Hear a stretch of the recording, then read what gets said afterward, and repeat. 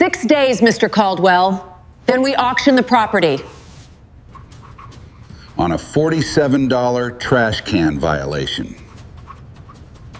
I looked at her. Not the way people look when they're scared. Not the way people look when they're about to argue. The way people look when they're filing something away. Sandra Pruitt held my gaze for exactly 2 seconds before she glanced back down at her clipboard. That small shift, that tiny retreat, told me everything I needed to know about what kind of person I was dealing with. I didn't raise my voice. I didn't reach for my phone. I picked up the foreclosure notice, folded it once, and slipped it into the same briefcase that had traveled through 17 federal courtrooms. She didn't know that. She had no reason to know that. And the smile still sitting on her face told me she'd already decided exactly who I was. A quiet widower, a retired nobody, a man with no fight left and no options. She was about to discover how expensive that assumption gets. If someone dismisses you the moment they lay eyes on you, do you correct them immediately, or do you let them keep going? To the people of Stonegate Crossing, I was simply the quiet man in the corner house, the one who kept his porch light on but rarely used the front door, the one who nodded at the mailbox and never lingered long enough for conversation to take root, the retired government worker. That was the phrase people used, the way you describe someone whose life happened elsewhere, in some other city, in some other context that no longer applies. I never corrected them. After Margaret died, the anonymity felt like the only soft thing left in the house. No one asking how I was holding up. No one looking at me with that particular expression, the one that means I'm sorry and I'm glad it isn't me at the same time. Out here, in this neighborhood of manicured lawns and HOA newsletters,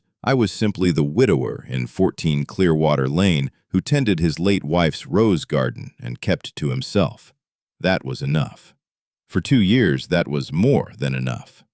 The house itself was Margaret's idea. She'd fallen in love with the corner lot, the way the afternoon light came through the kitchen window. The soil quality, she said, was perfect for climbing roses. I'd spent 30 years prioritizing courtrooms over gardens. She spent 30 years making sure something beautiful was waiting when I came home. The rose trellis along the back fence, the one Sandra Pruitt had fined me $75 for, Margaret had designed it herself on a legal pad the winter before her stroke. Yellow climbers on the left, red on the right. She never got to see them bloom a second time. I'd been in Houston for 6 weeks, presiding over a federal racketeering trial involving 4 defendants, 11 attorneys, and enough evidence to fill a small library. The kind of case that doesn't pause for personal matters. The kind of case where you don't check your home mail because the work in front of you is the only thing that exists. I came home at midnight on a Tuesday, set my briefcase by the door, found the foreclosure papers on the kitchen counter, right next to the roses Margaret had pressed and framed the year we moved in.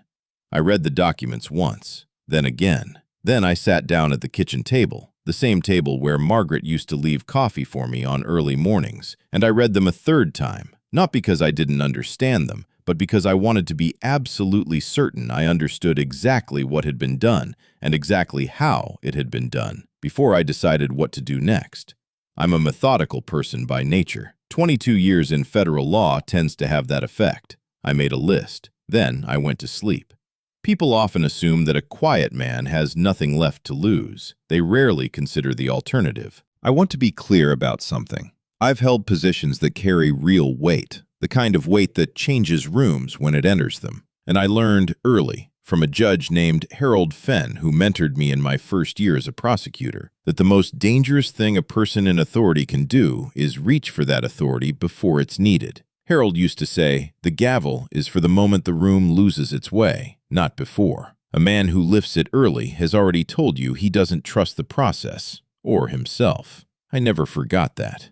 Over the years, I watched what happened to people who led with their credentials. Lawyers who opened every conversation by reminding you they were lawyers. Officials who needed you to know their title before they'd say anything worth hearing. They weren't strong. They were anxious. Strength doesn't announce itself at the door. It sits down, listens, watches, and speaks when speaking is the only thing left. That was the principle I brought into every courtroom, and it was the principle I brought to the kitchen table at midnight with a foreclosure notice in my hand. I could have called someone that night. I had numbers in my phone that would have ended this before sunrise. A federal contact, a colleague on the county bench, an attorney general's office that owed me 2 professional courtesies and had never been asked to collect. 1 call, 10 minutes. This problem disappears before Sandra Pruitt even wakes up. I didn't make that call. Not because I couldn't, because that's not what the situation deserved yet. Because Sandra Pruitt had built something, a pattern, a system, a machine that ran on the assumption that the people it targeted had no recourse. And if I made 1 quiet call and made my problem disappear, that machine kept running. The 17 other homeowners whose names I would later find in the county records, the elderly couples, the single mothers, the recent widowers,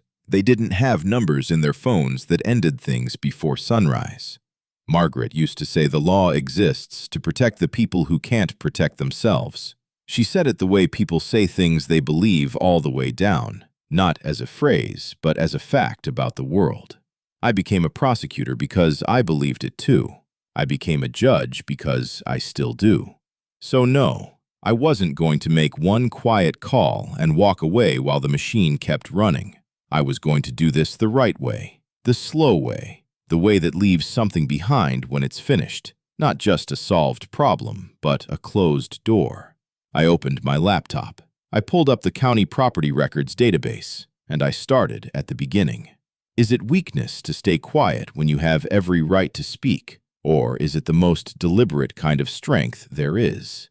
6 days, that was what I had. Not 6 weeks, not 6 months. 6 days before a public auction would place 14 Clearwater Lane, Margaret's corner lot, Margaret's kitchen window, Margaret's rose garden, into the hands of whoever showed up with the highest bid and no attachment to any of it. I want you to understand what that means in practical terms. Under the HOA's Emergency Enforcement Clause, a provision buried in Section 11, Paragraph 4 of the Stonegate Crossing Covenants, Conditions, and Restrictions, a delinquent account exceeding $3,000 could be escalated to lien status and referred for accelerated foreclosure proceedings with as little as 30 days total notice. Sandra had started the clock while I was on day 3 of jury selection in Houston. By the time I landed back in this state, 24 of those 30 days were already gone.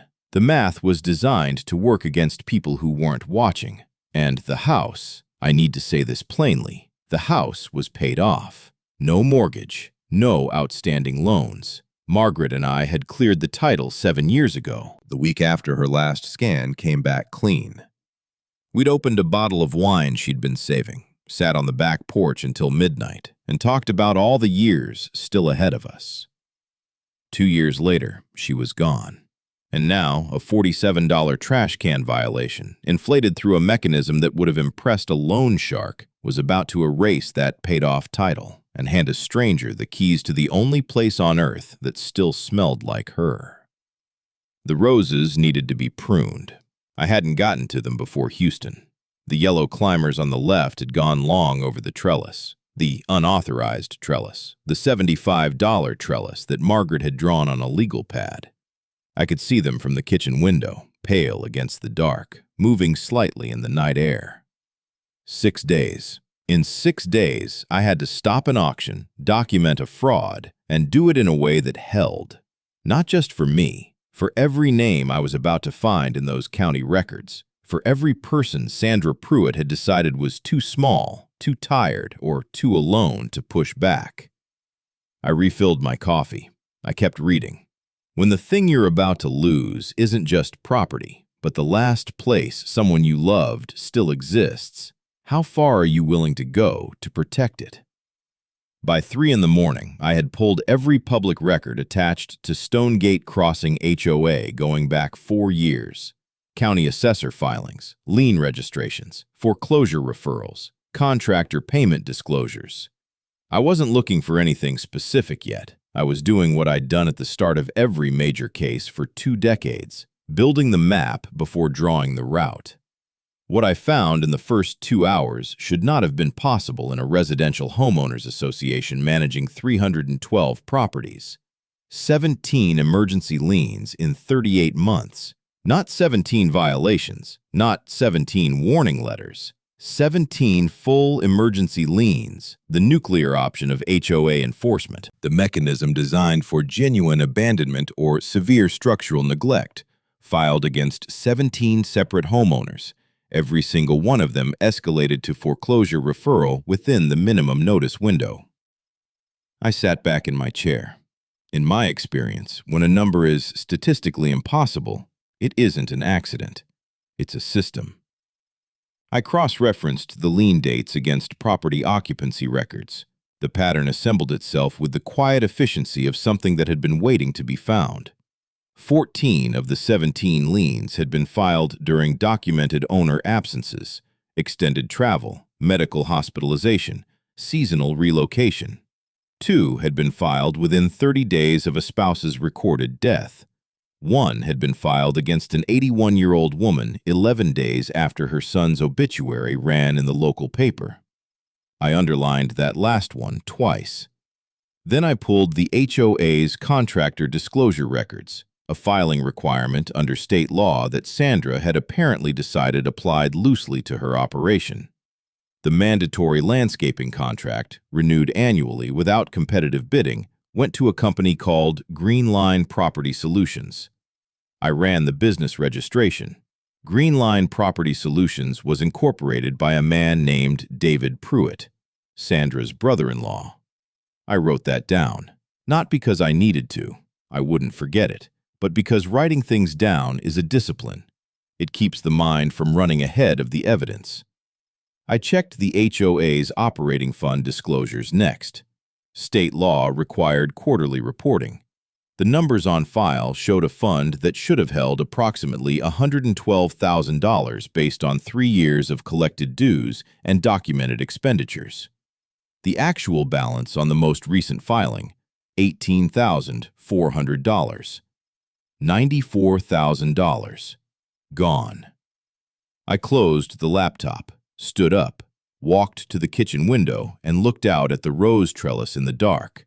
Margaret's trellis, the $75 violation, the piece of painted wood that had somehow become the entry point into something considerably larger than a neighbor dispute. Sandra Pruitt thought she had filed a lien against a quiet widower who tended roses and kept to himself. She had filed a lien against the wrong address. Have you ever watched someone pull a thread, not knowing the whole thing was about to unravel?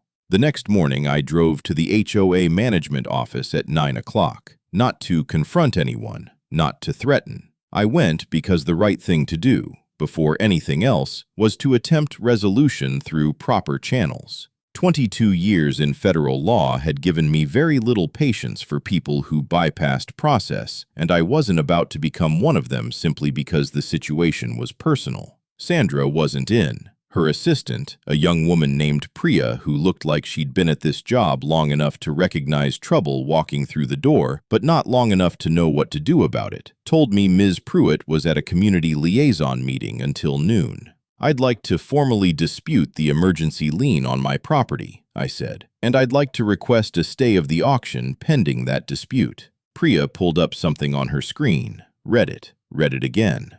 The deadline for formal dispute was, "It passed, sir. 14 days prior to auction date. That window closed while I was out of state on professional obligations, yes." I set a single sheet of paper on her desk. This is a written request for emergency dispute review under Section 14C of the CC&RS, which provides for deadline extension in cases of documented owner absence for professional or medical reasons. I'd like that logged and time-stamped, please. Priya stared at the paper. Then she looked up at me with an expression I recognized.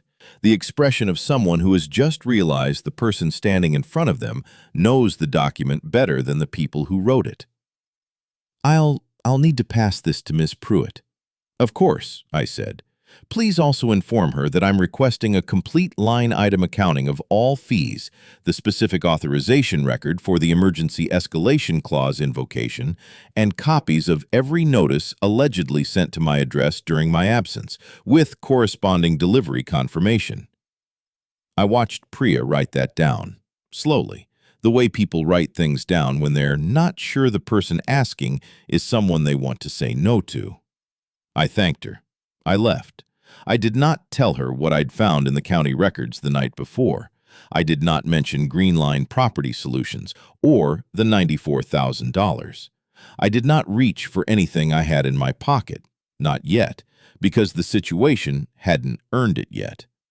What I'd done this morning was simple. I'd created a paper trail showing I had followed every correct step, that I had been reasonable, that I had asked for exactly what any homeowner was entitled to ask for. Whatever came next, that record would matter. It always does. How many people in that office had tried to do exactly what I just did and been turned away because they didn't know which section to cite? Sandra called at 2:15 that afternoon.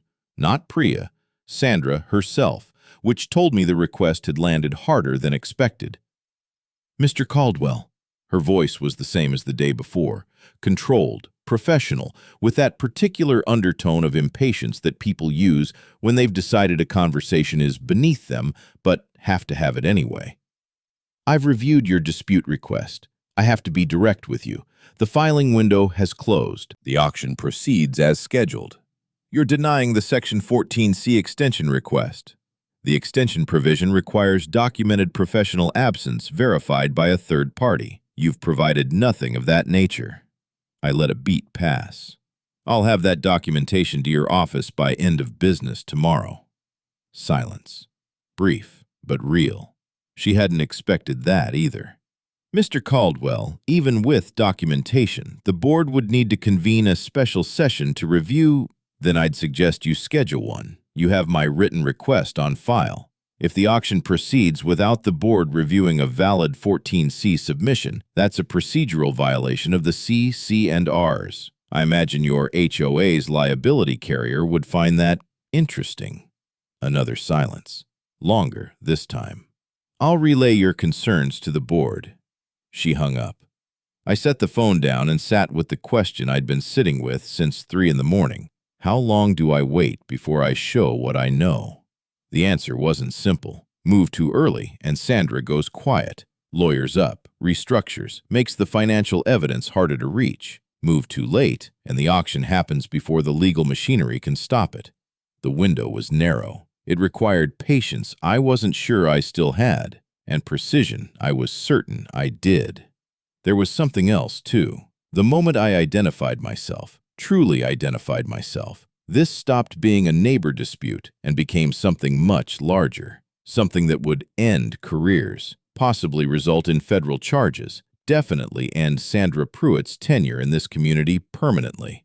I wasn't reluctant to do that. I just wanted to be certain, when I did it, that the record was complete. Why do you think someone with every right to speak chooses instead to keep listening? Day 3. 4 days left on the clock. I spent the morning building what any good prosecutor would call a predicate file, the foundation layer that everything else rests on. Not the dramatic evidence, not the headline numbers, the boring, meticulous, irrefutable paper trail that makes dramatic evidence stick. First, I pulled my own employment verification from the federal judiciary's administrative office. A single call to the clerk of courts in Houston produced a certified letter confirming my presence as presiding judge on a federal racketeering matter from the relevant dates. Time-stamped, signed, official letterhead. This was my Section 14C documentation, and considerably more than Sandra had asked for. Second, I photographed every inch of the property, the rose trellis, the mailbox post, the precise curbside location where the trash receptacle had sat before I left for Houston, cross-referenced against the HOA's own published collection schedule, which showed pickup was due the morning after I departed. The can had been out for 1 night before a 6-week absence. I documented that against satellite imagery timestamps available through the county assessor's public portal. Third, I began the financial reconstruction. This was the slower work, pulling quarterly HOA fund disclosures going back 4 years, cross-referencing Green Line Property Solutions invoices, which were public record under state contractor disclosure law, against prevailing market rates for equivalent landscaping services in the county. The variance was not subtle. Green Line had billed the HOA at approximately 2.3 times the market average, consistently, across 11 separate contracts. I built a spreadsheet, column by column, year by year. By early afternoon, I had a document that told a very clear story about where $94,000 had gone and who had benefited from its journey. I saved 3 copies, one on my laptop, one on an encrypted external drive, one printed and placed in the same briefcase that had carried the Houston case files. Then I did one more thing. I called an old colleague, a retired FBI financial crime supervisor named Walt Greer, who owed me nothing but answered on the second ring anyway, because that's the kind of person he is. I didn't tell him everything. I told him enough. "How solid is it?" he asked. "Solid enough that I'm only calling you now instead of 3 days ago." A pause. Then, "I'll clear my calendar." When someone starts building a file instead of making noise, what does that tell you about what they already know? Sandra's response to my Section 14C submission arrived the following morning via certified mail. 4 pages, HOA letterhead, written by someone who either had legal training or access to a very confident attorney. The board had convened an emergency session, not to review my dispute, but to formally reject it. The letter cited 3 separate grounds: that my documentation, while acknowledging my absence, did not constitute the specific form of third-party verification required under their internal policy, that the emergency escalation had been properly authorized under Standing Board Resolution 2021-07, which superseded the standard CC&R dispute timeline, and that any further correspondence should be directed to the HOA's legal representative, a firm called Meridian Property Law Group, whose address was listed at the bottom of the 4th page. I read it twice. Then I looked up Meridian Property Law Group. The firm had been incorporated 18 months ago. It had 1 listed attorney. That attorney's previous employer, according to his state bar profile, was a title company that had handled 3 of the 17 foreclosure referrals I'd already documented. I added that to the file. What Sandra had done, tactically, was not stupid. By routing everything through outside counsel, she was creating distance, making herself look like an administrator following legal advice rather than an architect of a scheme. It was the kind of move that works very well against homeowners who can't afford to match legal firepower with legal firepower. It works less well against someone who has spent 2 decades watching that exact maneuver from the bench. But there was a practical problem. The rejection meant the auction was still on, 3 days away now, and despite everything I had built in that predicate file, I didn't yet have the one thing that could stop it before the gavel came down: a formal legal intervention with enough institutional weight to freeze the proceedings. Walt Greer had cleared his calendar, but federal machinery moves at federal speed. 3 days was tight. I picked up the phone again. This time I called the county clerk's office directly. Sometimes the most powerful move available isn't the largest one. Sometimes it's the one that costs the other side something they didn't budget for. I didn't expect the community meeting. Sandra had called it for that evening, a standing monthly session according to the newsletter, but the agenda had been updated that afternoon to include what was listed as an enforcement update and community standards discussion. I found out about it the way I found out about most things in Stonegate Crossing. A folded flyer left in my mailbox by a neighbor I'd never spoken to, with a handwritten note at the bottom that said simply, "She's been talking about your house." I went.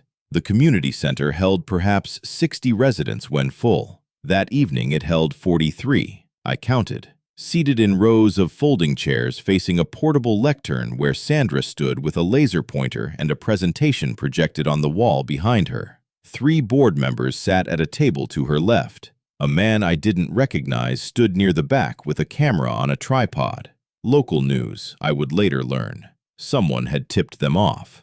I took a seat in the second-to-last row. Sandra ran through routine items for 20 minutes. Landscaping schedules, pool maintenance updates, parking reminders.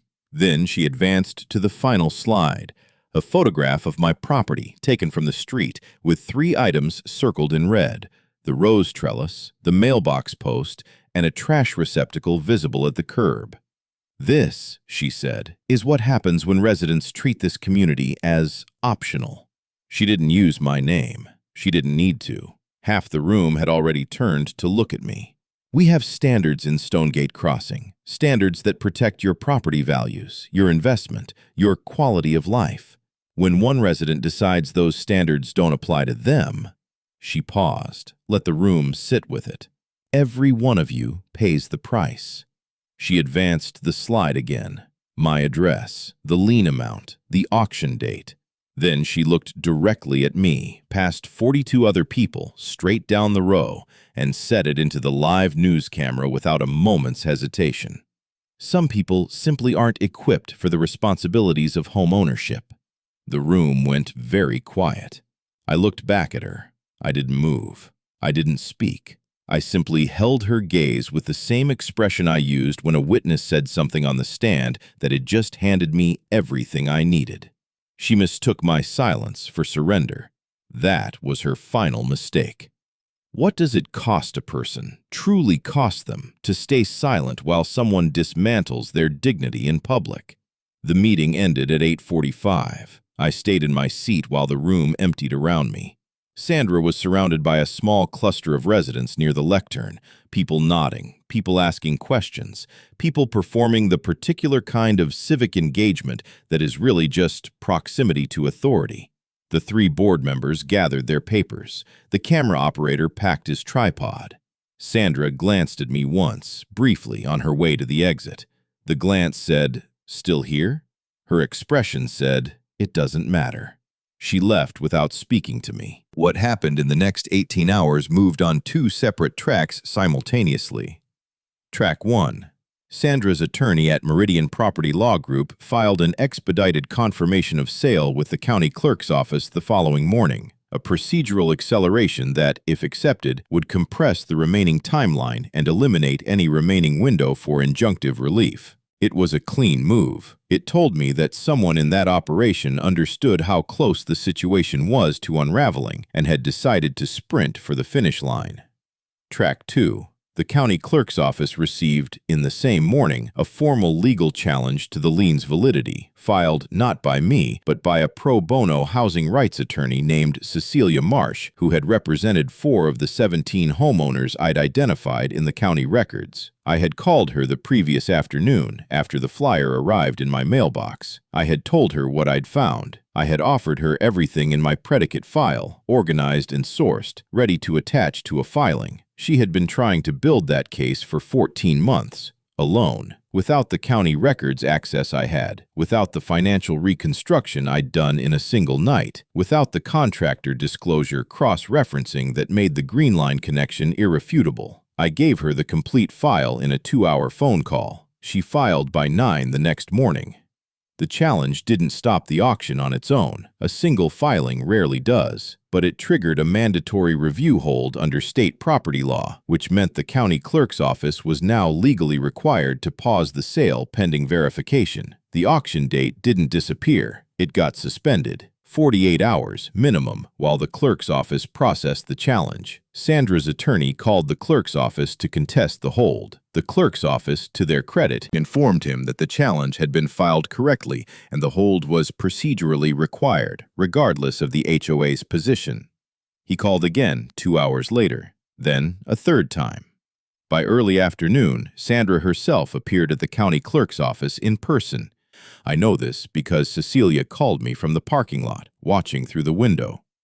Sandra spent 40 minutes at the counter. She left without getting what she came for. That evening, a board member named Gerald Hoffman, a retired accountant who had sat at the table to Sandra's left the night before and said nothing, knocked on my front door. He stood on my porch with his hands in his jacket pockets and said quietly, "I've been on this board for 3 years. I want you to know I didn't know about the fund discrepancy until 2 weeks ago, and I don't know what you're planning to do, Mr. Caldwell, but I want you to know I'm not going to stand in the way of it." I thanked him. I meant it. He started to leave, then paused at the bottom of the porch steps and turned back. "You're not just a retired government worker, are you?" It wasn't really a question. "Get some sleep, Gerald," I said. "Tomorrow's going to be a long day." When the people closest to a corrupt system start quietly stepping aside, what does that tell you about what they already know is coming? Gerald Hoffman wasn't the only one.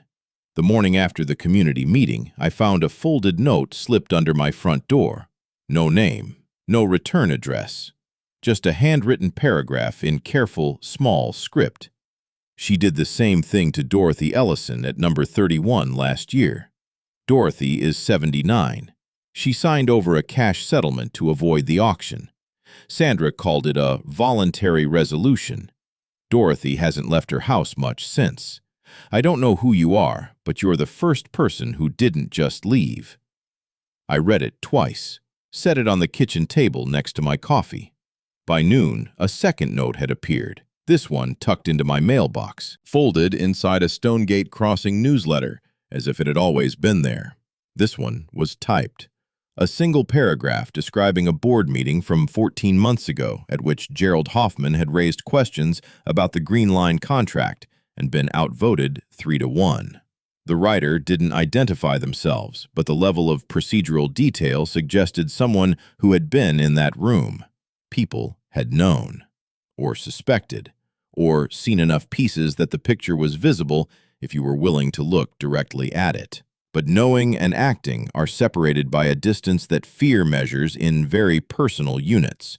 Mortgage payments, property values, the memory of what happened to Dorothy Ellison at number 31. What they needed wasn't more information. What they needed was someone willing to stand in the second-to-last row of a community meeting, absorb a public humiliation on a live news camera, and stay in their seat while the room emptied. That afternoon, Cecilia Marsh called with something interesting. One of her existing clients, a woman named Patricia Okonkwo, who had lost her home through a Sandra Pruitt lien 2 years prior, had seen the news footage from the community meeting, had recognized the address on Sandra's slide, and had called Cecilia's office within the hour. Patricia had documentation, emails, a recorded phone call in which a representative of Meridian Property Law Group had told her explicitly that the HOA board had unanimous support for the foreclosure and that legal challenge was futile. Meridian Property Law Group had not existed at the time that call was allegedly made. I added Patricia Okonkwo's name to the file. Then I added Dorothy Ellison's.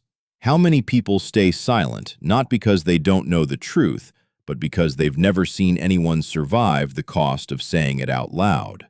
Day 5. 21 hours left on the suspended auction clock. The 48-hour mandatory review hold was expiring at 9 the following morning. If the county clerk's office didn't receive a formal legal intervention with enough institutional weight to extend or vacate the sale before that window closed, the auction would resume automatically. No additional notice required. No further appeal available at the county level. Cecilia had filed everything she had. The challenge was clean, well documented, and almost certainly sufficient to win on the merits in 30 to 60 days through normal civil proceedings. But normal civil proceedings don't stop a 9 o'clock auction. For that, you need either a court-issued temporary restraining order or a direct intervention by a government authority with jurisdiction over the underlying conduct. The TRO application was sitting in front of a duty judge at the district court, had been since 4 that afternoon. Cecilia had called twice. The clerk's office had confirmed receipt. Beyond that, there was nothing to do but wait, which is the most uncomfortable position for someone trained to move problems forward through action. Walt Greer called at 6. The Financial Crimes Unit has reviewed your file, he said. They're treating it as credible. Formal investigation is being opened. Timeline? Richard, a pause, the kind that means you know the answer and you're not going to like hearing it confirmed. This is federal. Even expedited, formal jurisdiction doesn't attach overnight. I need something that stops an auction at 9 tomorrow morning. I know, I'm working the channels, but I need you to understand, if this doesn't move in time, the civil case is still strong. You could potentially recover the property through... That's not acceptable, Walt. Another pause. Shorter. No, he said. I don't imagine it is. I sat on the back porch after the call. The rose trellis was lit faintly by the neighbor's security light. Pale yellow climbers on the left, deep red on the right, exactly as Margaret had drawn them on that legal pad. The trellis itself was simple painted wood, nothing remarkable, the kind of thing that costs $40 at a hardware store and an afternoon to install. Sandra Pruitt had assigned it a $75 violation and used it as the first brick in a $4,300 wall. 18 hours. In 18 hours, either the legal machinery would move fast enough to protect this house, or it wouldn't. And if it didn't, if the auction proceeded while the investigation was still opening, while the TRO was still pending, while Patricia Okonkwo's recorded phone call was still being reviewed by federal financial crimes analysts, then Margaret's corner lot, Margaret's kitchen window, Margaret's rose garden would go to a stranger. I was not going to let that happen. I went back inside, opened my laptop, and began writing the one document I had been holding in reserve since the first night. When every official channel is moving too slowly and the clock is almost out, what does a person do with the power they've been carrying all along? The document I'd been holding in reserve was not a legal filing. It was a letter. 2 pages, written on official Ninth Circuit Court of Appeals stationery that I kept in the bottom drawer of my home office, the same drawer where Margaret used to leave small notes when I worked late, folded once, placed precisely where my hand would find them without looking.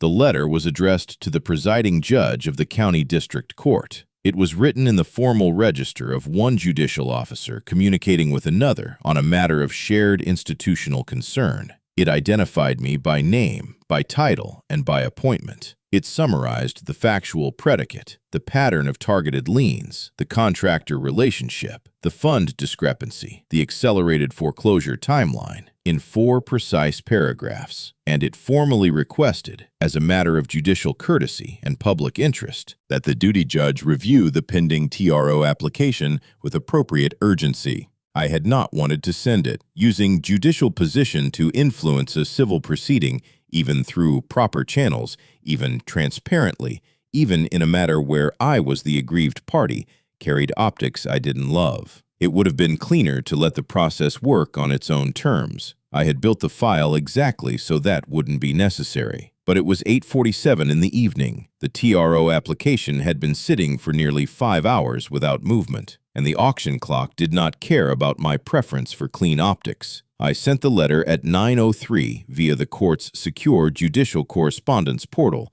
with a copy to Cecilia Marsh and a copy to the county clerk's office of record. Cecilia called 11 minutes later. "Richard." Her voice had a quality I hadn't heard in it before. A kind of careful steadiness, the way people speak when something significant has just shifted. "The duty judge just called my office directly. He's reviewing the TRO application tonight. He wants the complete evidentiary file by 6 tomorrow morning. You have everything you need." Yes, I do. A beat. "Can I ask you something?" "Go ahead." "The letterhead. The title. I've been doing housing rights work for 11 years, and I've never had a duty judge call my office directly at 9 in the evening." She paused. "Who are you, exactly?" I looked at the rose trellis through the kitchen window. "Someone who should have introduced himself properly from the start," I said. "I'll explain everything tomorrow. Right now, get that file to the court by 6. After I hung up, I sat for a long moment at the kitchen table. The letter was out. The file was moving. The duty judge was reading. The pieces that had been separate, the predicate file, Walt's federal investigation, Cecilia's civil challenge, Patricia Okonkwo's recorded call, girl Gerald Hoffman's quiet testimony, were assembling into a single coherent structure that pointed in one direction. Tomorrow, Sandra Pruitt was holding a community meeting to celebrate the auction of my home. She didn't know the duty judge had been reading for the past hour. She didn't know what was in the file he was reading, and she still had absolutely no idea who had sent it. When all the pieces are finally in place, but the other person still doesn't see it coming, is that justice, or something even more precise than justice? The TRO was denied at 7:18 in the morning. Cecilia called me while I was still reading the court's email notification. Her voice was tight, controlled, the voice of someone who has delivered bad news before and knows that professionalism is the only useful thing she can offer in that moment. "The duty judge reviewed the full file," she said. "He found the evidentiary predicate credible. He acknowledged the pattern, but he ruled that the civil challenge to the lien's validity, however meritorious, does not meet the immediate irreparable harm threshold required for emergency injunctive relief at this stage. He said the appropriate remedy is post-sale litigation for damages and title recovery. I was quiet for a moment. Post-sale litigation, I repeated. Richard, I'm sorry. He's not wrong on the legal standard technically. TROs in property disputes require— I know what they require, Cecilia. A silence. The auction is confirmed for 9 o'clock, she said. That's 82 minutes from now. I set the phone down on the kitchen table, sat with the information, let it settle into its actual shape rather than the shape I'd wanted it to be. Post-sale litigation, title recovery through civil proceedings, months of filings, hearings, appeals, all of them winnable, probably, given what was in the file, but months during which 14 Clearwater Lane would belong to someone else, during which Margaret's rose garden would be maintained by strangers, or not maintained at all, during which the kitchen window and the corner lot and the pressed roses in the frame above the mantel would exist in a legal limbo that felt, to me, like a second kind of loss I hadn't budgeted for. I stood up, walked to the back door, looked at the trellis. The yellow climbers needed pruning. I'd been meaning to get to them since I got back from Houston. They'd gone long over the top rail, reaching toward the neighbor's fence in the undirected way plants grow when no one is tending them. Margaret would have had them shaped by now. Margaret was always 2 steps ahead of the garden. 82 minutes. I thought about Gerald Hoffman standing on my porch 2 nights ago. Dorothy Ellison at number 31, who hadn't left her house much since signing over a cash settlement to avoid an auction. Patricia Okonkwo, whose home was already gone. The anonymous handwritten note, "You're the first person who didn't just leave." I picked up my jacket from the chair by the door. I picked up my briefcase from beside the kitchen counter. The same briefcase that had traveled through 17 federal courtrooms, that had carried the Houston case files, that had been sitting next to Sandra Pruitt's foreclosure notice on the night I came home at midnight and found my house scheduled for auction over a $47 trash can. I had one thing left that I hadn't used, not a filing, not a letter, not a phone call, something considerably simpler. I was going to walk into that community center, sit down, and wait for Sandra Pruitt to finish. And then I was going to stand up. Have you ever watched someone walk toward the thing that hurt them? Not because they had no choice, but because they were the only one who could? I drove past Margaret's favorite coffee shop on the way to the community center. It's a small place on Meridian Avenue, the kind that's been there long enough to have regulars who don't need to order. She used to go on Saturday mornings, come back with 2 cups and the crossword folded under her arm, and we'd sit at the kitchen table until noon doing nothing in particular. It was, she once told me, her favorite 2 hours of any week. Not because of the coffee, because of the nothing in particular. I didn't stop. I just drove past and noted it, the way you note things that belong to a life that is still yours but feels, some mornings, like it's receding slightly faster than you can hold on to it. She would have found this entire situation both maddening and clarifying. Maddening because Margaret had no patience for people who weaponized process against the vulnerable.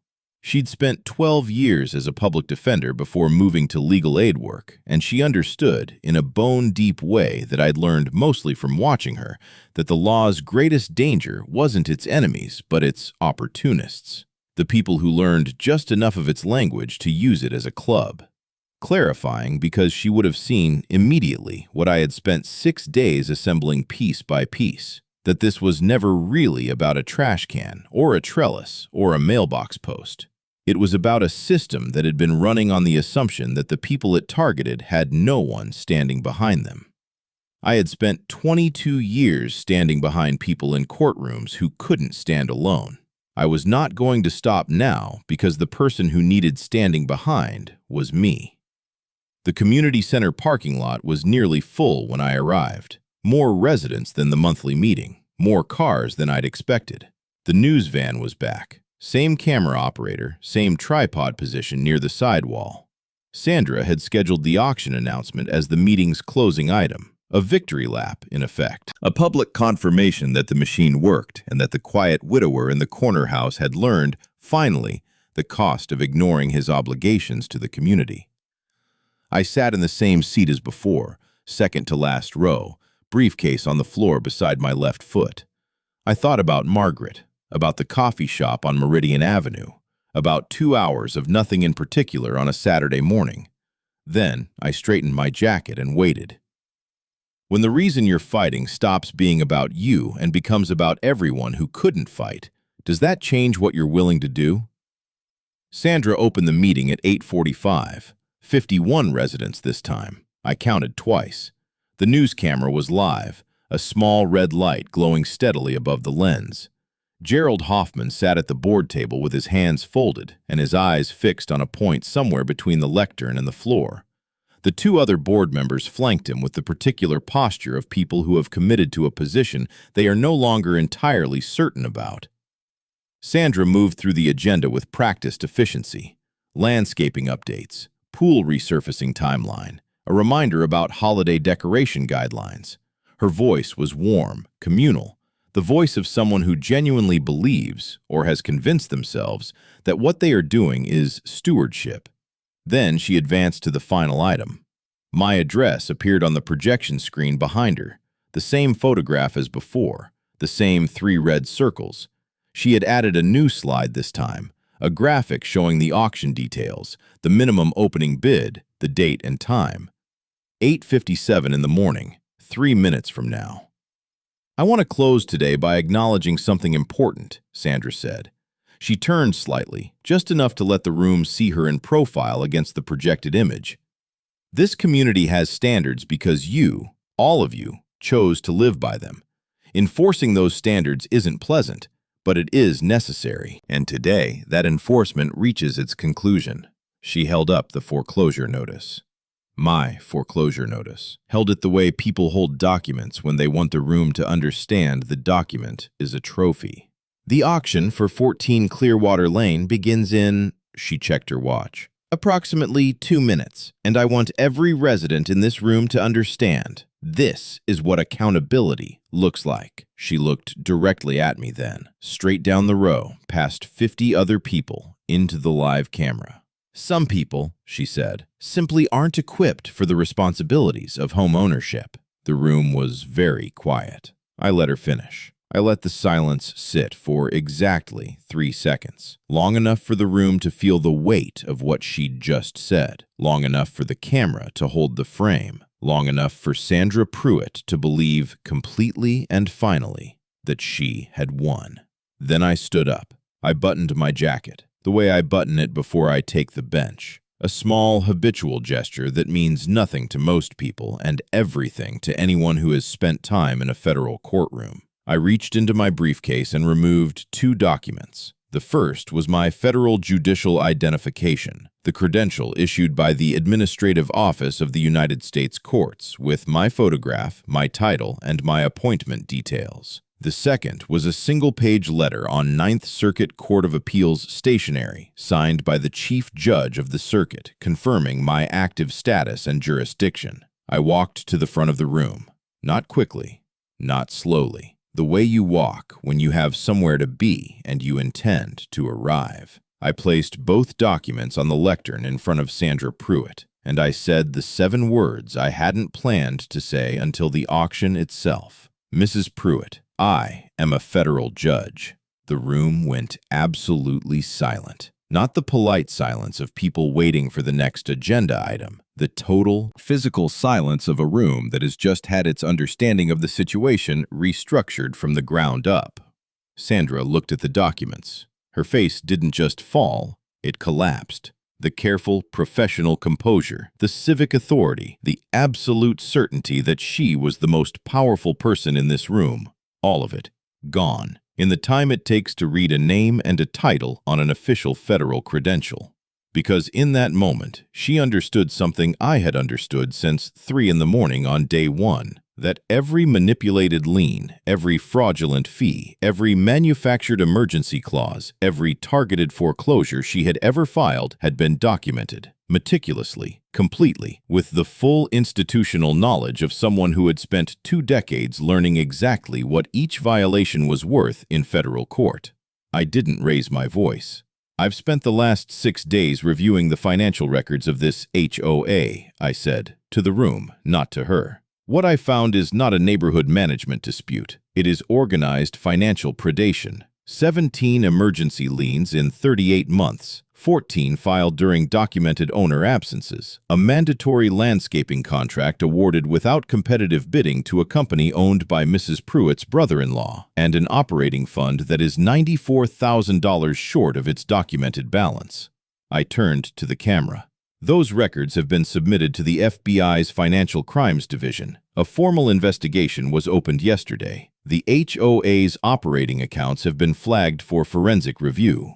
Gerald Hoffman's eyes were closed. The 2 other board members had pushed their chairs back from the table slightly, unconsciously, as if creating distance from the surface in front of them. Sandra had not moved. She was still looking at the documents on the lectern. Her hand was resting on the foreclosure notice, my foreclosure notice, and she had not lifted it. And she did not lift it, because lifting it now would require acknowledging that she was still holding it, and acknowledging that she was still holding it would require acknowledging everything else.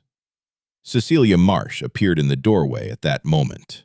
She had driven directly from the court clerk's office. In her hand was a single document, an emergency order, signed 30 minutes earlier by the duty judge, vacating the lien on 14 Clearwater Lane, pending the outcome of the federal investigation.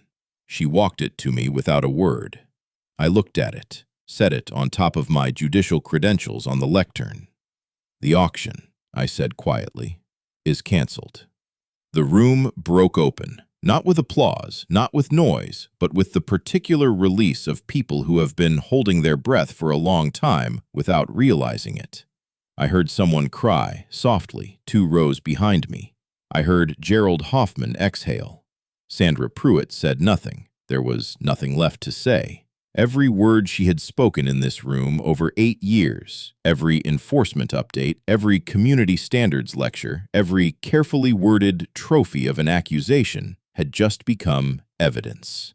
She had built this machine on the assumption that the people it targeted had no one standing behind them. She had been wrong about one of them, and that was enough. What is the precise moment when power shifts? Not when someone shouts, not when someone wins, but when the room simply understands the truth all at once. The FBI arrived the following morning at 9:42. 2 agents, professional, unhurried, the particular efficiency of people who have done this enough times that the drama has been replaced entirely by process. They spent 4 hours in the HOA management office. They left with Sandra Pruitt's administrative files, the Green Line Property Solutions contract records, and the complete financial archive going back 6 years. Sandra resigned from the board that afternoon. Her attorney released a statement describing it as a voluntary decision made in the interest of the community. The statement did not mention the federal investigation. The federal investigation did not require the statement's acknowledgement to proceed. The HOA's operating accounts were frozen within 48 hours, pending forensic audit. David Pruitt's Green Line Property Solutions lost its landscaping contract the same day when the remaining board members, Gerald Hoffman, now serving as acting chair, voted unanimously to suspend all vendor relationships under active federal review. Cecilia Marsh filed civil recovery actions on behalf of 11 of the 17 affected homeowners within the week. Dorothy Ellison at number 31, 79 years old, hadn't left her house much since signing over a cash settlement to avoid an auction, retained Cecilia directly. I covered the retainer. It wasn't a large amount. It was the right thing to do. Patricia Okonkwo's case was more complex. Her home had already transferred title. The recovery process would take longer. But the recorded phone call, the one in which a representative of a law firm that didn't yet exist had told her that legal challenge was futile, had become, in Walt Greer's words, a very useful piece of a larger evidentiary picture. I pruned the roses on a Saturday morning. The yellow climbers on the left had gone significantly over the top rail during my time in Houston, reaching in the undirected way of things that grow without tending. I worked for 2 hours with Margaret's pruning shears, the good ones she kept in the clay pot by the back door, handles worn smooth from years of use. The red climbers on the right were in better shape. They'd always been more self-contained, Margaret used to say, more certain of where they were going. I made coffee afterward and sat on the back porch. The neighborhood was quiet in the particular way of Saturday mornings. Distant lawnmowers, a dog somewhere on the next block. The kind of ambient ordinary that you stop noticing until you've been away from it long enough to be grateful for its return. Margaret always said the law exists to protect the people who can't protect themselves. I used to think she meant it as a principle, something aspirational, something you hold up against the world and measure the distance. I understand now that she meant it as an instruction. For 22 years, I had applied it in courtrooms, in written opinions, in constitutional arguments before 9 justices in Washington.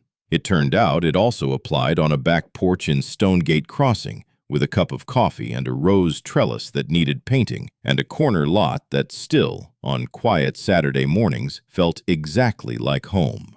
What would the people who shaped you most think if they could see what you did with what they gave you?